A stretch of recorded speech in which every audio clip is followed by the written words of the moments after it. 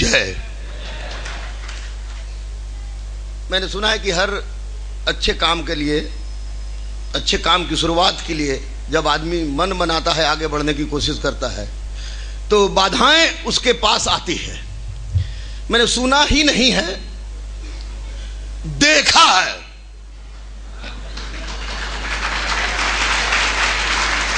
भैया आज एक तो खड़ा होके पढ़ाने 19 साल से पढ़ा रहा हूं भैया, मास्टर नहीं हूं, किसी हालत में मास्टर नहीं हूं। और हमारे अनिल भैया जी, स्वांत रंजन जी, मनीष जी, देखे कि है बंदा में दम है, बंदा में दम है। और जितने ऋषि मुनि लोग हैं, गायत्री पीठ से, गायत्री मंदिर से मैं अपरिचित नहीं हूं। परिचित होने का कारण यह हुआ है कि मेरी बेटी अदम्या आदिति और मेरा पुत्र अभिज्ञान अर्जित इसी प्रभा नर्सिंग होम में जन्म लिया था। और डॉक्टर, जानते हो डॉक्टर की स्थिति क्या होती है ना। तो मैं थोड़ा संकट में था। मेरे साथ ना हिंदू था, मेरे साथ ना मुसलमान था, मेरे साथ ना बैकवर्ड था, मेरे साथ ना फॉरवर्ड था, मेरे साथ ना दलित था, मेरे साथ ना महादलित था, मेरे साथ ना कोई हिंदू था और ना ही मेरे साथ कोई मुसलमान था, ना मेरे परिवार के लोग थे और ना मेरे ससुराल के लोग थे। लेकिन अक्खा युवा हमारे साथ था, अक्खा युवा हमारे साथ। भैया एक बात सुन ले गौर से, एक बात सुन लो। मेरे शरीर पर ये चकचुक ड्रेस देख रहा है ना, ये चकचुक ड्रेस मेरे शरीर पर देखोगे इसलिए कि यह खरीदा हुआ नहीं, इसलिए कि हमारे गुरुकुल, मेरा एक सिद्धांत है भैया। अरे लड़का पढ़ना चाहता है, क्लर्क से कलेक्टर, सिपाही से एसपी, तो पढ़, दूसरा कोई उपाय ना हो, पढ़। अगर चकचुक के चक्कर में है तो मैं विश्वास दिलाता हूं कि तू पढ़ और उसको छीन ले, बाकी जो तू कहेगा हम कैसे कबाड़ देंगे, जौ से जड़ से। मेरे दोस्त याद रखना, याद रखना एक बात को,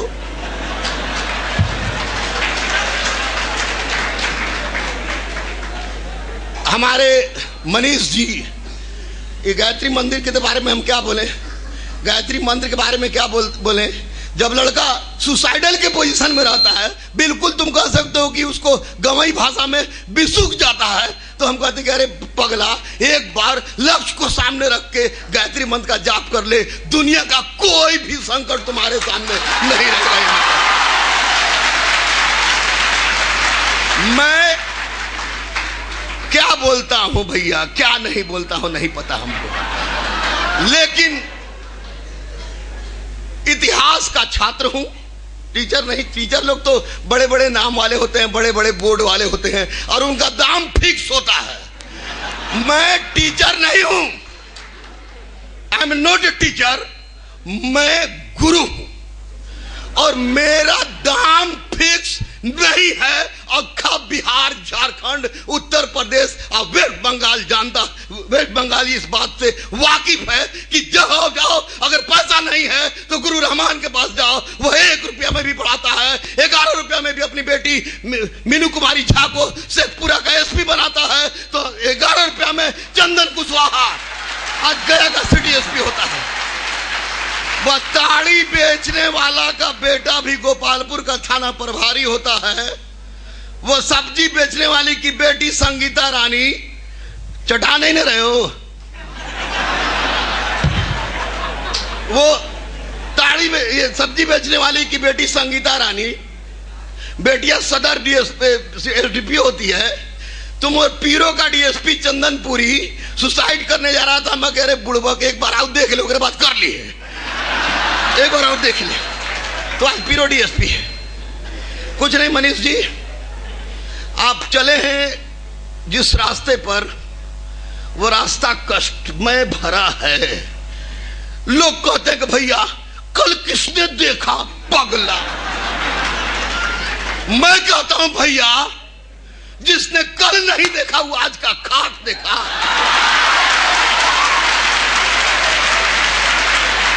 एकदम क्लियर कट। अरे आज तो भैया भूखे भी रह जाएंगे किसी व्रत के नाम पर। मंगल के व्रत है, बृहस्पतिवार के व्रत है, सोमवार के व्रत है। अगर कल नहीं देखेंगे तो फिर इतिहास का पात्र नहीं बनेंगे। मैं उसी कल देखने वाले पंडित मदन मोहन मालवीय गुरु जी को सत सत नमन करते हुए मैं doctor M Rahman from Kashi Hindu Vishwavidyalaya Hindustan के तमाम उन युवाओं के सामने हूं जिसे मुझे बता देने में कोई कष्ट नहीं है गिरे। तुम किसी जाति, किसी धर्म, किसी मोहल्ला, किसी स्तर के व्यक्ति नहीं हो। तुम अगर युवा हो तो एक बात दिमाग से निकाल ले कि हिंदू युवा, मुस्लिम युवा, बैकवर्ड युवा, फॉरवर्ड युवा, दलित युवा, महादलित युवा, गोरा युवा, काला युवा, भाड़ में डाल। साला युवा का तो एक ही जाति है युवा, एक ही प्रजाति है युवा, एक ही धर्म है युवा और एक ही आवाज है युवा। तो इसका मतलब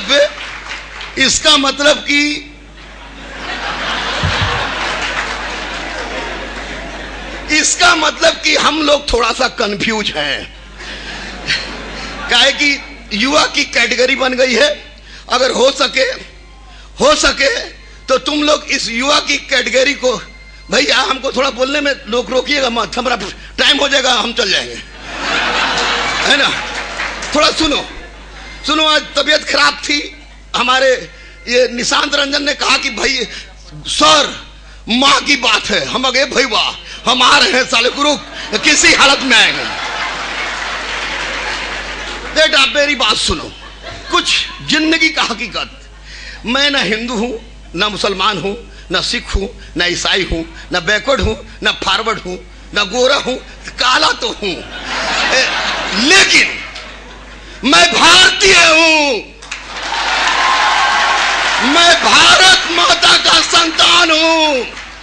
मेरे 6000 के किराए के मकान में अखंड हिंदुस्तान वास करता है। मैं डॉक्टर एम रहमान, पत्नी अमिता कुमारी, बेटी अदम्य अदिति, बेटा विज्ञान परिचित। पहचानो कौन टाइप का? तो भैया मैं एक टाइप का हूं, भारतीय हूं।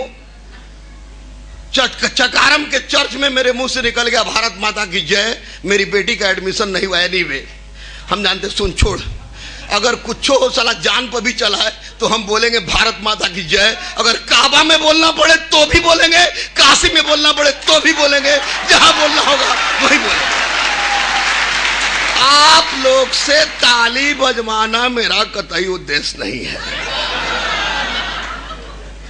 मैं सोचता हूं, मैंने इतिहास को पढ़ा है, मैंने अपना जो भी डिग्री खरीदा नहीं है, तो मैंने भारत को अच्छे से पढ़ा है, अच्छे से जाना है और रब ने बना दी जोड़ी, भारत को अच्छे से पहचाना भी है।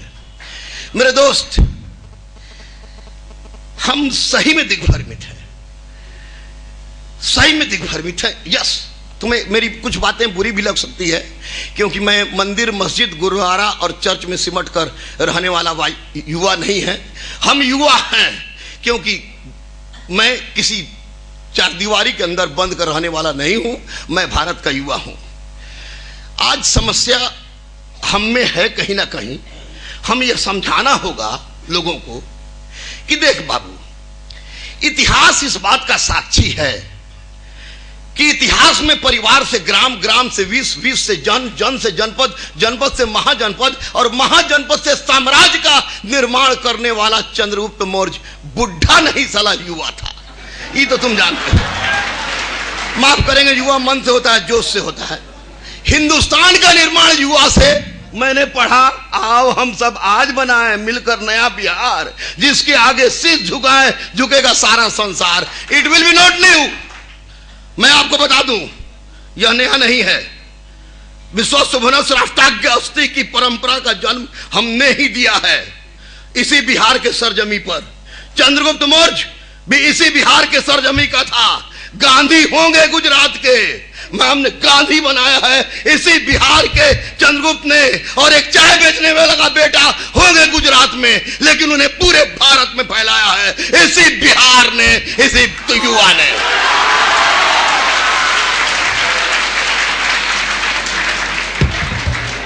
मेरा अक्खा मानना है, क्लियर कट, मैं किसी दल किसी पार्टी का व्यक्ति नहीं हूं भैया, मैं गुरु हूं। अक्खा मानना है हिंदुस्तान में रहने वाला हर व्यक्ति, चाहे किसी धर्म से माने, हिंदुस्तान में रहने वाला हर व्यक्ति उसी तरह हिंदू है जैसे जर्मनी में रहने वाला हर जर्मन, फ्रांस में रहने वाला हर फ्रांसीसी, तो हिंदुस्तान में रहने वाला हर हिंदू। और हिंदू का मतलब एक क्या बोल देते हैं, टीका लगाना नहीं।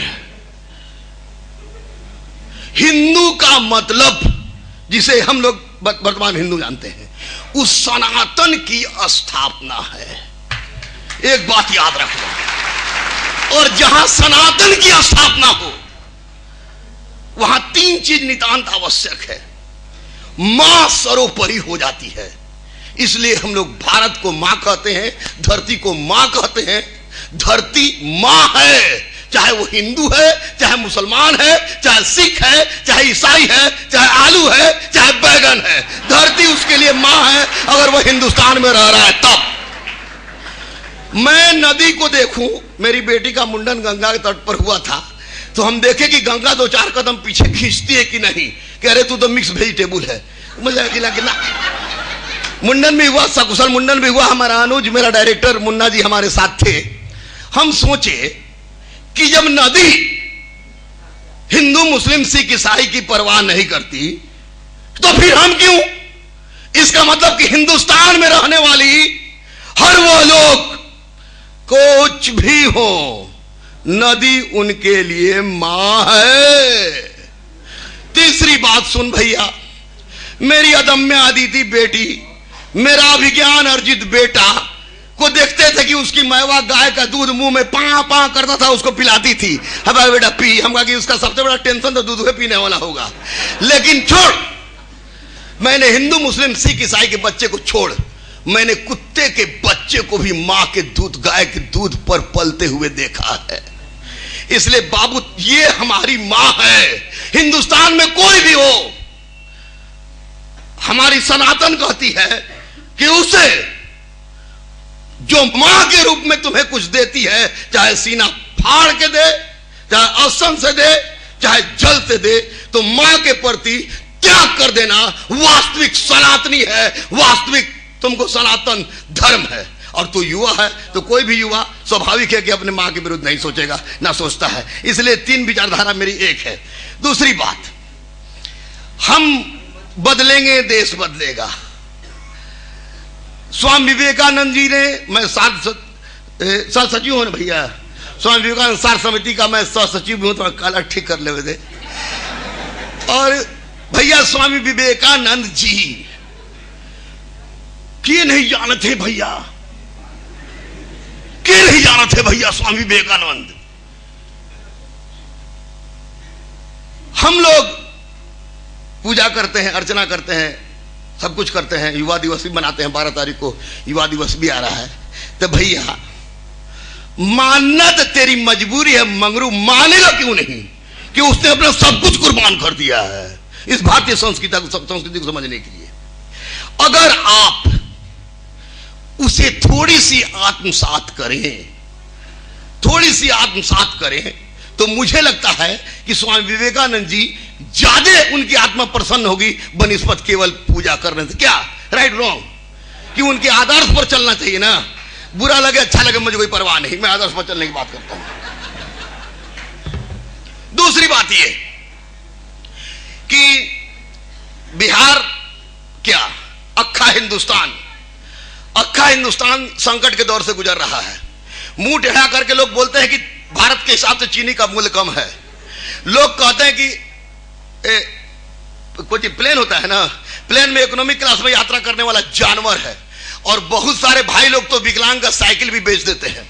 हम इन्हें बात बोल रहे हैं, लेकिन एक बात सुनो, हम उस समय तक नहीं सुधरेंगे ये मैं कह रहा हूं, मैं किसी भी पार्टी की बात नहीं बोल रहा हूं, मैं सच बता रहा हूं। मेरे जीवन जीने का ढंग, मेरा त्याग, मैं कितनी परेशानी में अपनी जिंदगी को झेला हूंगा। 12 जनवरी 1997 को डॉक्टर एम रहमान अमिता कुमारी से विवाह करता है। सप्तपदी पाणी ग्रहण प्रीति भोज के बाद तुम सोच सकते हो कि कितनी समस्या होगी, लेकिन समस्या को चैलेंज के रूप में मैं लेता हूं। एक बात बता दूं, जब तक हिंदुस्तान की संस्कृति के अनुसार हिंदुस्तान को चलाने वाला हिंदुस्तान के व्यवस्था को सामने नहीं लाएगा, तब तक विदेशी मॉडल पर हमारा देश नहीं चलेगा। हर नक्सलवाद, हर उग्रवाद, हर संप्रदायवाद, हर आतंकवाद, हईवाद, ये छोटे से भारत में, जब पाकिस्तान, बांग्लादेश, अफगानिस्तान ये सब निकल गया इस छोटे से भारत में, उस समय क्यों नहीं? जब हम उत्तर में हिमालय की तराई तक, दक्षिण में मैसूर तक, पूर्व में बांग्लादेश तक, अब पश्चिम में काबुल, कंधार, मकरान, हेरात तक विद्यमान थे, उसके बावजूद हम अखंड थे। क्यों? क्योंकि हमारे मूल में हमारी आत्मा जो सनातन के गर्भ में छुपी है, उस सनातन के माध्यम से संचालित हो रहा था। मेरे युवा दोस्तों, भाषण में नहीं दे रहा हूं, तुम केवल और केवल अपने आप को पहचानने का प्रयास करो। कलम और शिक्षा किसी की बाप की बपौती हुआ करती थी, कलम और शिक्षा किसी के बाप की बपौती नहीं है। हिंदुस्तान में क्रांति बम, पिस्तौल, बारूद से नहीं आएगी। हिंदुस्तान में क्रांति जब भी आएगी वह कलम के नोक पर आएगी, और कलम उठाने वाला जब भी कोई प्रारंभ किया है तो बृहदारण्यक उपनिषद की बात मानो तो ब्रह्मा भी युवा के रूप में आकर सामने आके ब्रह्मांड की रचना कर रहे थे। इसलिए तुम शिक्षा को आधार मानो, सनातन को आधार मानो।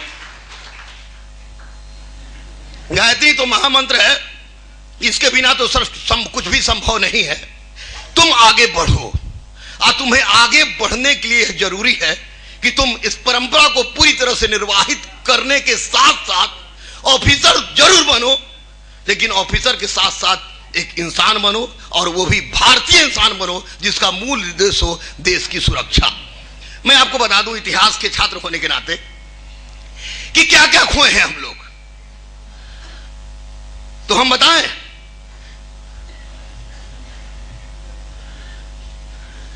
क्या क्या खोए हम लोग, तो हम लोग खोए हैं केवल और केवल ये एहसास जो हम में विद्यमान है।